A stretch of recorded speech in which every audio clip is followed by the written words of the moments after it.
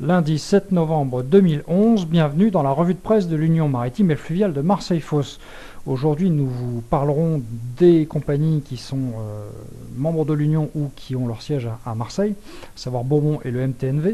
Nous vous parlerons des bassins Est, avec une petite actualité de réparation navale, puis l'environnement économique et social avec la réunion du Césaire, un dossier du marin sur la crise du conteneur, le baptême de la première promotion ENSM ingénieur, et un petit point sur le rapport Quimbert.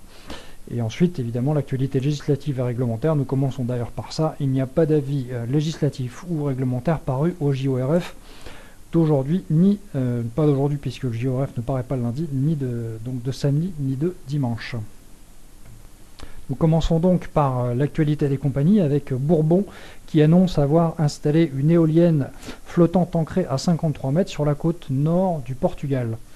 Le MTNV ensuite, qui malheureusement dans Mer et Marine rapporte un incident sur le Tassili 2 qui a provoqué une avarie car le navire a talonné au moment où il quittait le port d'Oran apparemment sur un problème de remorqueur qui aurait été largué un petit peu trop tôt. Le Tassili 2 va donc se trouver immobilisé le temps que le point soit fait sur cette avarie et qu'elle soit éventuellement réparée. Notre contexte économique et social, la Marseillaise en page 5 revient sur la réunion du Césaire, qui est le Conseil économique, social et environnemental régional, qui s'est réuni vendredi pour une journée de réflexion sur la dynamique du fret et son évolution en Provence-Alpes-Côte d'Azur.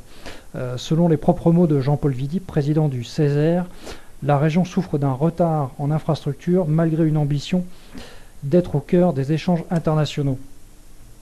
Évidemment un état des lieux qui ne surprendra aucun des professionnels de logistique membres de l'Union maritime. Quelques chiffres pour mémoire, notre région est la 4e région logistique de France. Elle voit transiter 175 millions de tonnes de marchandises transportées à destination du territoire national par an. 91% de ces 175 millions transitent par la route, 7% environ par le fer et 1 à 2%, c'est-à-dire le sol, par le fluvial.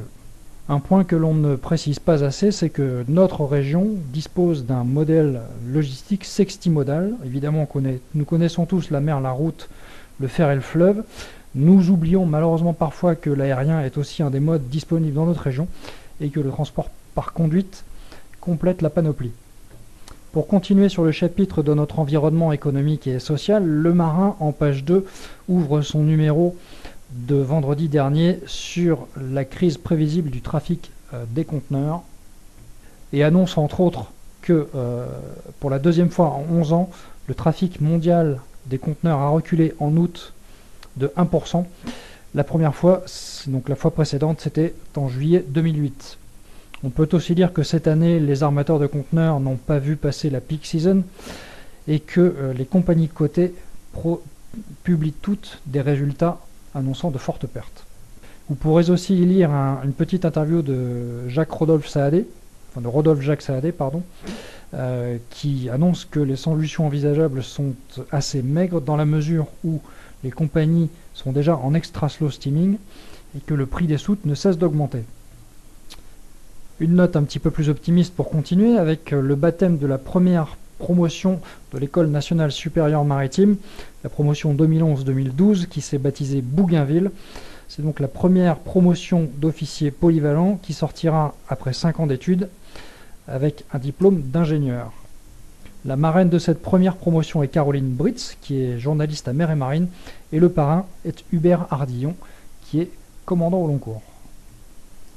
Le rapport Quimbert maintenant, Thibaut Teillard dans Le Marin, toujours en page 8, fait un article assez fouillé sur les notes d'orientation qui ont servi pour l'élaboration du rapport Quimbert sur le RIF. Nous vous laissons découvrir cet article dans Le Marin en page 8.